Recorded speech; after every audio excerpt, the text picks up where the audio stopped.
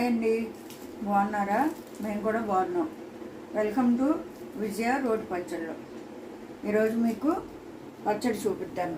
ఏం పచ్చడి అంటే ఇవ్వండి, ఇవి పుచ్చకాయ తొక్కలు అనుకుంటా.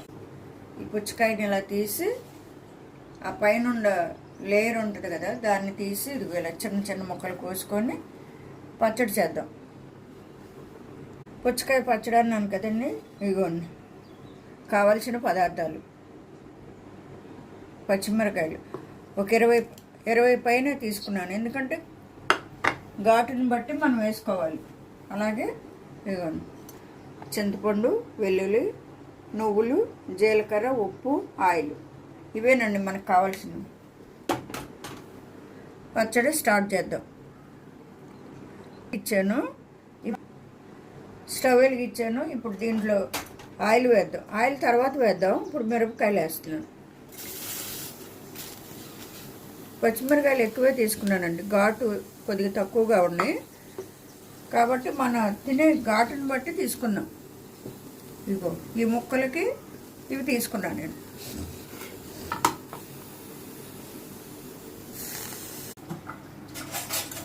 ఇప్పుడు ఆయిల్ వేసుకుంటున్నానండి.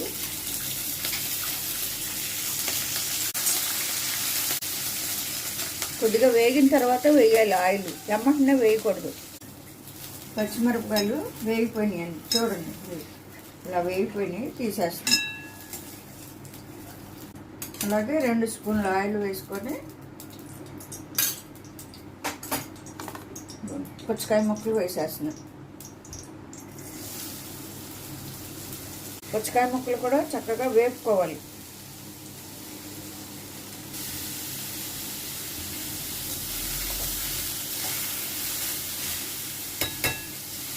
ఈ పుచ్చకాయ ముక్కలు కట్ చేసుకునేటప్పుడు అండి, కట్ చేసినాక ఒక ప్లేట్లో పెట్టి 1 గంట ఫ్యాన్ కింద ఆరబెట్టండి. దాంట్లో తడంతా పోతుంది. అప్పుడు పచ్చడి బాగుంటుంది, నీరుగా లేకుండా చాలా బాగుంటుంది. ఫ్యాన్ గాలికి ఆరబెడితే చాలు.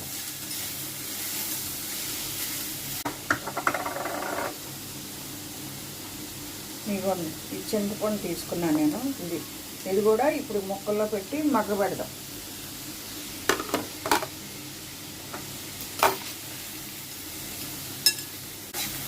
కొద్దిగా మీ పులుపు తగ్గట్టుగా వేసుకోవాలి చింతపండు. మరీ ఎక్కువ తక్కువ కాకుండా చూసుకొని మనం ఎంత తింటాం అనే దాన్ని బట్టి, మనం ఏదైనా సరే ఏ క్వాంటిటీ అయినా మనం తినే దాన్ని బట్టి చూసుకొని చేసుకోవాలి.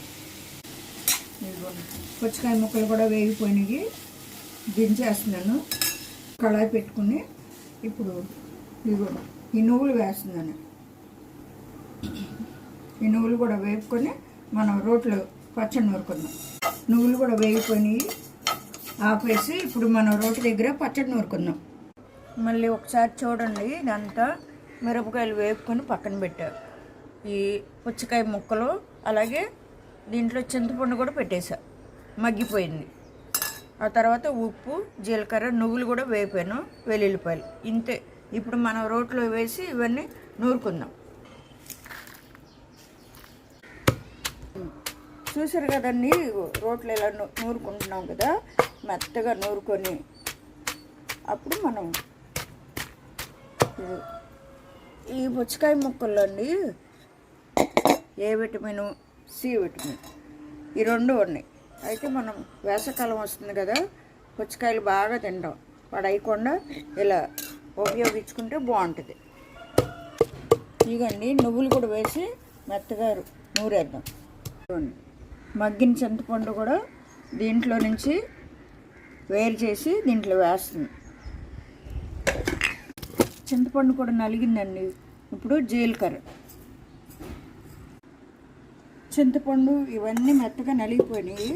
ఇప్పుడు మనం పుచ్చకాయ ముక్కలు కూడా వేసేసి మెత్తగా మెదుపుకున్నాం.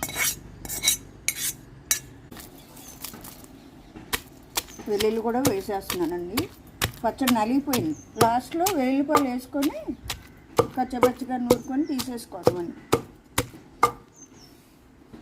తొక్కలతోనే వేసానండి, బాగుంటుంది.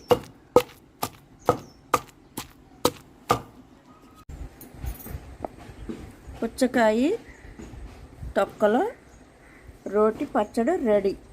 చూసారుగా, మీరు కూడా ట్రై చేసి మీరు టేస్ట్ చేసిన తర్వాత నాకు కామెంట్ రూపంలో చెప్పండి ఎలా ఉందనేది. అలాగే ఒక లైక్ చేసి ఈ వీడియో నచ్చితేనే సబ్స్క్రైబ్ చేసుకోండి. ఓకే అండి, బాయ్.